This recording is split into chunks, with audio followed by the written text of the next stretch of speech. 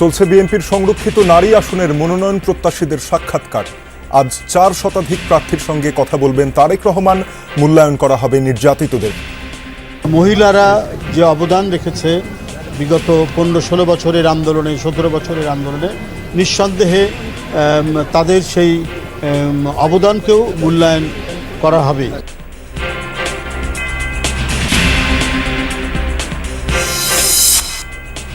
জ্বালানি তেলের জন্য দেশ জুড়ে হাহাকার। 2 মাসের পূর্ণ মজুদ আছে দাবি প্রতিমন্ত্রীর। সংকটকালে লুকোচুরি না করার আহ্বান জামায়াত আমিরের। আমাদের দেশ আর্থিক সংকটের মুখোমুখি, জ্বালানি সংকটের মুখোমুখি।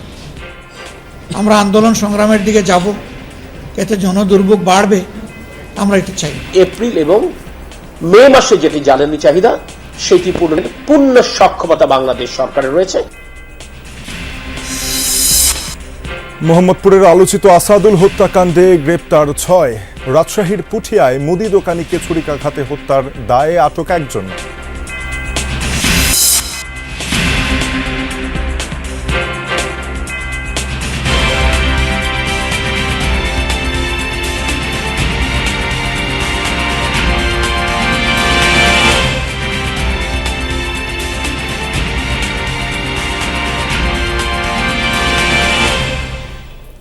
আমন্ত্রণ যমুনা নিউজে, আপনাদের সঙ্গে রয়েছে আমি তানজিম শাফিন। এতক্ষণ শিরোনামগুলো দেখছিলেন।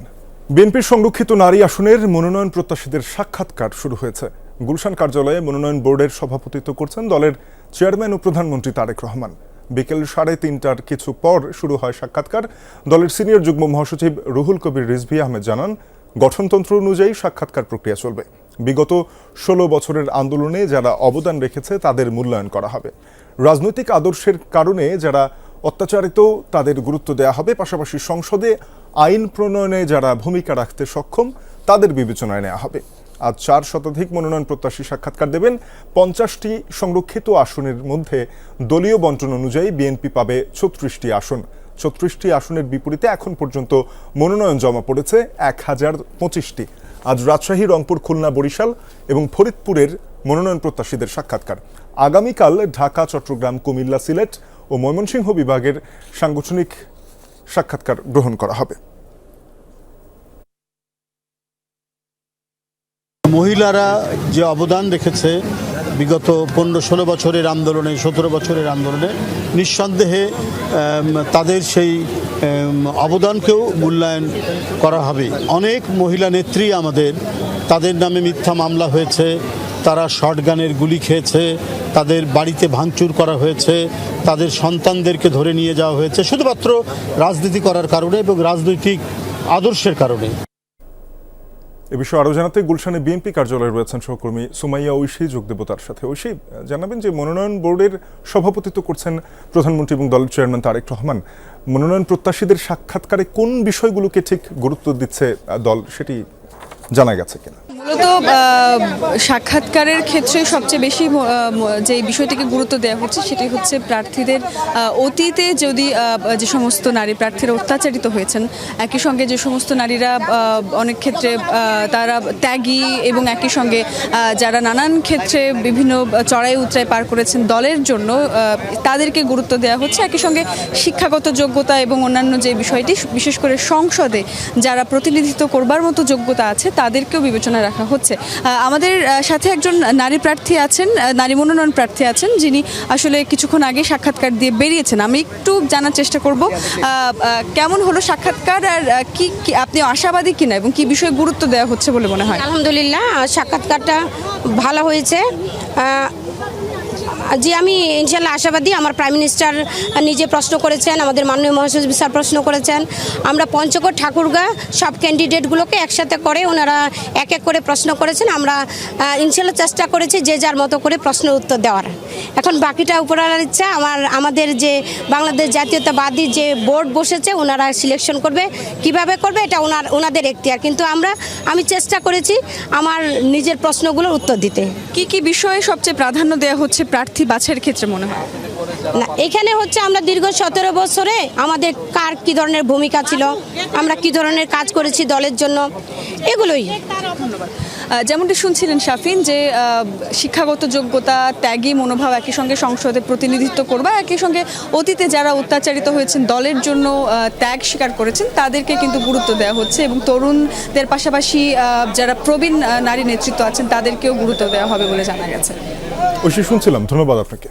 ফ্যাসিবাদী শাসন থেকে তরুণদের আত্মত্যাগের বিনিময়ে অর্জিত নতুন বাংলাদেশকে এগিয়ে নিতে সবাইকে ঐক্যবদ্ধ হওয়ার আহ্বান জানিয়েছেন বিএনপি মহাসচিব মির্জা ফখরুল ইসলাম আলমগীর। বলেন, এই দেশ আমাদের, অন্য কেউ এটি গড়ে দিয়ে যাবে না। দুপুরে রাজধানীর 100 ফিটে জেসিআই কার্নিভালে এই আহ্বান জানান তিনি। বিপুল জনগোষ্ঠী ও সীমিত খনিজ সম্পদ সত্ত্বেও 18 কোটি মানুষের খাদ্য নিরাপত্তা নিশ্চিত করা দেশের এক বড় অর্জন। শহীদ প্রেসিডেন্ট জিয়াউর রহমানের বহুদলীয় গণতন্ত্রের পথ ধরেই উন্নয়ন ত্বরান্বিত হয়েছে। এ সময় তিনি সামাজিক যোগাযোগ মাধ্যমের নেতিবাচক প্রভাব নিয়ে শঙ্কা প্রকাশ করেন। সমৃদ্ধ বাংলাদেশ গড়ার স্বপ্ন নিয়ে তরুণদের এগিয়ে যাওয়ার আহ্বান জানান বিএনপি মহাসচিব মির্জা ফখরুল ইসলাম আলমগীর। আমার অনেক বয়স হয়েছে।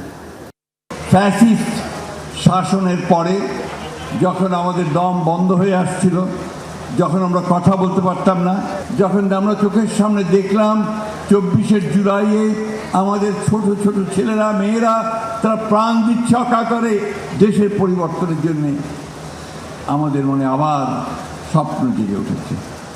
আমরা আবার ভাবছি যে আমরা আমাদের এই প্রিয় দেশটাকে আমরা বাসোপযোগী করে তুলব। সংকট দিন দিন জটিল হচ্ছে, বাড়ছে হাহাকার। ছুটির দিনেও ফিলিং স্টেশনগুলোতে শত শত যানবাহনের সারি। রাজধানীর বিভিন্ন এলাকায় ভোর থেকেই পাম্পের সামনে যানবাহনগুলোর অপেক্ষা শুরু হয়। জ্বালানি পাওয়ায় চালকরা আশায় বসে থাকেন ঘন্টার পর ঘন্টা। তেল সরবরাহ নিয়ে স্পষ্ট কোনো তথ্য না থাকায় ভোগান্তি আরও বেড়েছে। গ্রাহকদের ক্ষোভ, সরকার জ্বালানি তেলের সংকট নেই বললেও বাস্তবে তার প্রতিফলন নেই। ছুটির দিনেও এমন দীর্ঘ লাইন, কমেনি ভোগান্তি। বরং রাজধানীর বিভিন্ন ফিলিং স্টেশনে তেল নিতে এসে ঘন্টার পর ঘন্টা অপেক্ষা করছেন চালকরা। জ্বালানি তেল নিতে কোথাও 8 ঘন্টা, কোথাও আবার অপেক্ষা করতে হচ্ছে 12 থেকে 13 ঘন্টা পর্যন্ত। গাবতলীর এসসি পাম্পে আমি 3 ঘন্টা যাবত দাঁড়ানো ছিলাম। 150 গাড়ি দেওয়ার পরে দেন আর দেয় নাই। মিরপুর থেকে রাতের 8টা বাজে আসছি, এখন অব্দি ফুয়েল লোড করতে পারি নাই। রাত 9টায় এসে দাঁড়াইছি, এখন বাজে 10:30টার মতো সকাল। এখনো সিরিয়ালেই আছি আর কি, এখন পর্যন্ত যাইতে পারি নাই। সরকারি আশ্বাস থাকলেও মাঠ পর্যায়ে তার প্রতিফলন নেই বলেই দাবি ভুক্তভোগীদের। প্রতিদিনের এই দীর্ঘ লাইনে দাঁড়িয়ে সময় ও জ্বালানি দুটোই নষ্ট হচ্ছে চালক ও সাধারণ মানুষের। আসলেই যে আমাদের দেশে তেল আছে কি না, আমাদের যে বিভ্রান্তি, আমরা কিন্তু সারা সপ্তাহ অফিস করি এবং সপ্তাহের শেষ দিন এসে আমরা লাইনে দাঁড়াই। এখন আজকে তো আমার কোনো কয়টা তোমার ডিউটি না, তোমার তেল লাগাম, তেল দিলে আমি 14 ঘন্টা বসে রয়েছি, এই পরিশ্রম কে দিব? আমার 3 দিন যাবত বসে আছি, কোনো ভাড়া টাড়া ইনকাম আমার কামাই রোজগার কিছুই নাই। এসে আজকে যে পরিমাণ কষ্ট করা লাগছে, গতকালকে আমি রাত্র 2টা দাঁড়াইছি আর এখন তেলে এখনো যাইতে পারি নাই আর কি। শুক্রবার সকাল থেকেই শহরের বিভিন্ন পাম্পের সামনে দীর্ঘ লাইন দেখা যায়, যা ছড়িয়ে যায় আশপাশের অলিতে গলিতেও। চালকরা বলছেন, রাজধানীর অনেক ফিলিং স্টেশন বন্ধ থাকায় চাপ বাড়ছে চালু থাকা পাম্পগুলোতে। যে পাম্পে যাই, এই পাম্পে শুধু বন্ধ। আমি তালতলা ঘুরে আমি রাত্রে 7টা বাজে আমি পাম্পে এই পাম্পে ট্রাস্টে সিরিয়াল দিচ্ছি। আমরা এখানে লাইনে ঘন্টার পর ঘন্টা দাঁড়িয়ে আছি, আর কেউ লাইন ছাড়া ডুবে পড়লে এটা শুধুই আছে কষ্ট না, এটা মনে হয় হৃদয় ভেঙে যাচ্ছে, এরকম একটা অবস্থা। এদিকে এক এক পাম্পে তেল দেয়া হচ্ছে এক এক নিয়মে। কয়েকটিতে ফুয়েল পাস অ্যাপ চালু থাকলেও বেশিরভাগ পাম্পে অগ্রাধিকারের ভিত্তিতে দেয়া হচ্ছে জ্বালানি তেল।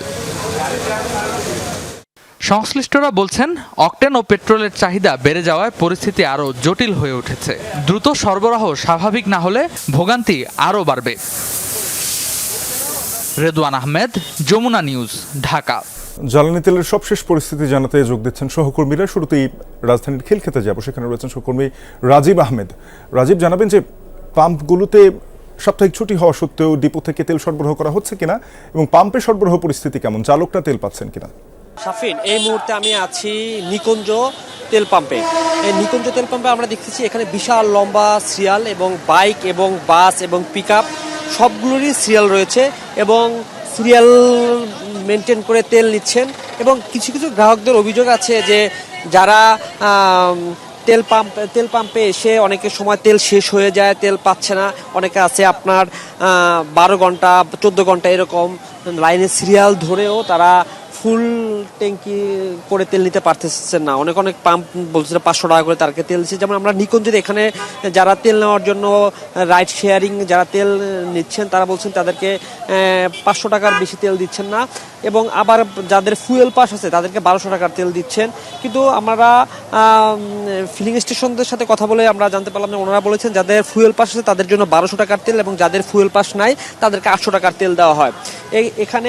এখানে আমরা যেই লম্বা সিরিয়াল যে লাইন দেখেছি তারা বলছেন যে সরকার উচিত খুব দ্রুত সময়ে এই সংকট নিরসন করা এবং এই ভোগান্তি, কারণ বেশিরভাগই যারা কর্মজীবী তারা সারাদিন লাইনে দাঁড়িয়ে তেলের জন্য দাঁড়িয়ে থাকার কারণে তারা কোনো কর্ম করতে পারছেন না এবং তাদের জীবনযাপন একটা নাবিশ্বাস পর্যায়ে চলে গেছে। এবং তারা বলছেন যে সরকার খুব দ্রুত যদি আপনার এই তেল সরবরাহ যদি স্বাভাবিক না করে বা এই লম্বা সিরিয়াল যেই সংকট তেলের সংকট নিয়ে যেই পরিস্থিতি হয়েছে এই পরিস্থিতি নিরসন না করে তাহলে ঢাকাতে অনেক লোক যারা কর্মজীবী আছেন তাদের জীবন জীবিকা চালানো অনেকটা দুর্বিষহ হয়ে পড়বে। তাই সরকারের কাছে তাদের অতিলম্ব দাবি এই ধরনের সিরিয়াল নিয়ে তেল যে সংকটের যে ক্রাইসিস এটা খুব দ্রুত সম্ভব করা তাদের একান্তই দাবি। একেবারেই রাজীব, শুনছিলাম কর্মজীবীদের দৈনন্দিন পরিকল্পনায় একটি প্রভাব রেখে যাচ্ছে তেল সংকট। ধন্যবাদ আপনাকে। এবারে তেল সংকট প্রসঙ্গ নিয়ে রাজবাড়িতে যেতে চাই, ঢাকার বাইরের পরিস্থিতি জানবো। সহকর্মী রুবেলুর রহমান রয়েছেন সেখানে। রুবেল, জানাবেন যে পাম্পে কি অবস্থা দেখছেন, গ্রাহকরা চাহিদা অনুযায়ী তেল পাচ্ছেন কিনা? শাফিন, প্রথমে যদি বলতে চাই সারা দেশের মতো কিন্তু রাজবাড়িতে তীব্র তেলের সংকট দেখা দিয়েছে। গত প্রায় 2 মাস যাবত এই তীব্র যে তেলের সংকট সেটি কিন্তু যতদিন যাচ্ছে ততই এই সংকট আরো প্রকট আকার ধারণ করছে। তো আমি এই মুহূর্তে রয়েছে রাজবাড়ি ফিলিং স্টেশন, আমি সেই রাজবাড়ি ফিলিং স্টেশনে রয়েছি। আমরা এখানে এসে যেটি দেখেছি আসলে সকাল 10টার পরে যারা মোটরসাইকেল বাইক যারা ছিলেন যারা সিরিয়ালে দাঁড়িয়েছেন তারা কিন্তু এই মুহূর্তে আসলে তেল পাচ্ছেন এবং পাম্প কর্তৃপক্ষ বলছেন যে আজকে কিন্তু এই পাম্পে 4500 লিটার পেট্রোল এবং 9000 লিটার ডিজেল তেল সরবরাহ হয়েছে এবং ডিজেল কিন্তু সকাল 8টা থেকে শুরু করে মাত্র 4 ঘন্টার মধ্যে যে ডিজেল সরবরাহ সেটি কিন্তু শেষ হয়ে গিয়েছে। এখন যে পেট্রোলটা রয়েছে সেটি কিন্তু তারা দিচ্ছেন। তবে তারা যেটা আশঙ্কা করছেন যে পরিমাণ দীর্ঘ বাইকারদের সিরিয়াল বা ছোট যানবাহন মাইক্রোবাস প্রাইভেট কারের যে সিরিয়াল রয়েছে সেই সিরিয়াল কিন্তু দ্রুতই মানে তারা তেল দিতে পারবেন না বলে তারা ধারণা করছেন, কারণ তারা সকাল থেকে শুরু করেছেন যে কোনো মুহূর্তে তাদের এই তেল শেষ হয়ে যাবে। আরেকটি বিষয় জানিয়ে রাখতে চাই, রাজবাড়ী কিন্তু 10টি তেল পাম্প রয়েছে, তার মধ্যে কয়েকটি পাম্পে তেল দেওয়া হচ্ছে এবং সকাল থেকে এখন পর্যন্ত কিন্তু রাজবাড়ীতে 11 জন বাইক চালককে জরিমানা করা হয়েছে এবং একজনকে 15 দিনের জেল সহ 50,000 টাকা জরিমানা করা হয়েছে শৃঙ্খলা ভঙ্গের দায়ে। শাফিন, শুনছিলাম রুবেল, ধন্যবাদ আপনাকে। রাশিয়ার জ্বালানি তেল আমদানিতে বাংলাদেশকে নতুন করে 60 দিনের জন্য নিষেধাজ্ঞা থেকে ছাড় দিয়েছে যুক্তরাষ্ট্র। মার্কিন পররাষ্ট্র দপ্তর 11 এপ্রিল আনুষ্ঠানিকভাবে বাংলাদেশের পররাষ্ট্র মন্ত্রণালয়কে এই সিদ্ধান্ত জানায়। বিশ্বজুড়ে চলমান জ্বালানি সংকটের অস্থিরতার মাঝে এটি বাংলাদেশের উপর থাকা জ্বালানি সরবরাহের চাপ সাময়িকভাবে লাঘব করবে বলে আশা করা হচ্ছে। 11 এপ্রিল থেকে কার্যকর হওয়া এই ছাড়ের মেয়াদ আগামী 9 জুন পর্যন্ত বহাল থাকবে। এর আগে গত 12 মার্চ মার্কিন ট্রেজারি বিভাগ রুশ অপরিশোধিত তেল ও পেট্রোলিয়াম পণ্য সংক্রান্ত লেনদেনের 30 দিনের ছাড় দিয়েছিল, যার মেয়াদ শেষ হয়েছে 11 এপ্রিল। দেশে এপ্রিল ও মে মাসের জ্বালানি চাহিদার পূরণের পূর্ণ সক্ষমতা রয়েছে, এমনটা দাবি করেছেন বিদ্যুৎ, জ্বালানি ও খনিজ সম্পদ প্রতিমন্ত্রী অনিন্দ্য ইসলাম অমিত। সকালে চট্টগ্রামের ইস্টার্ন রিফাইনারি পরিদর্শনে যান তিনি। সেখানে প্রতিমন্ত্রী জানান, দেশের ইতিহাসে বর্তমানে সবচেয়ে বেশি জ্বালানি মজুদ রয়েছে। বর্তমানে বাংলাদেশের ইতিহাসে সবচাইতে বেশি পরিশোধিত জ্বালানি আমাদের মজুদ রয়েছে। 6 সপ্তাহ সমপরিমাণ জেট ফুয়েল রয়েছে, যেটি নিশ্চিত সরবরাহ লাইনে আছে। সেটিকে বিবেচনায় নিয়ে বলতে পারি এপ্রিল এবং মে মাসে যেটি জ্বালানি চাহিদা সেটি পূরণের পূর্ণ সক্ষমতা বাংলাদেশ সরকারের রয়েছে এবং সেটি আমরা নিশ্চিত করতে সক্ষম হয়েছি। লুকোচুরি নয়, জাতীয় সংকট উত্তরণে সব রাজনৈতিক দল মিলে কাজ করার আহ্বান জানিয়েছেন বিরোধী দলীয় নেতা ও জামায়াত আমির ডাক্তার শফিকুর রহমান। সকালে মগবাজারে জেলা আমির সম্মেলনে তিনি এই আহ্বান জানান। শফিকুর রহমান বলেন, সরকারের দাবি দেশে জ্বালানি সংকট নেই, অথচ মানুষ ভোগান্তিতে বিপর্যস্ত। বিদ্যুৎ সংকটও তীব্র হয়েছে, যা সরকারের বক্তব্যের সাথে সাংঘর্ষিক ও প্রতারণামূলক। জামায়াত আমির বলেন, দ্রব্যমূল্যের ঊর্ধ্বগতিতে জনগণের নাভিশ্বাস অবস্থা, জ্বালানি সংকট ও চাঁদাবাজির ফলে এই অবস্থা। বিরোধী দলীয় নেতার অভিযোগ, ইলেকশন ইঞ্জিনিয়ারিংয়ের মাধ্যমে দেশবাসীর আশা আকাঙ্ক্ষা নষ্ট করা হয়েছে। জামায়াত আমির বলেন, এই সংকটকালে আন্দোলন ঠিক নয়, তবে সংসদে বিরোধী দলের কথা আমলে না নিলে রাজপথে নামা ছাড়া উপায় নেই।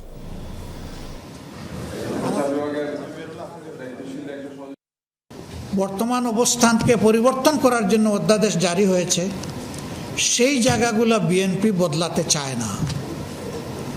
অর্থাৎ ওই জায়গাগুলো রেখে দিয়ে ফ্যাসিবাদী কায়দায় তারা হয়তো দেশ চালাতে চায়।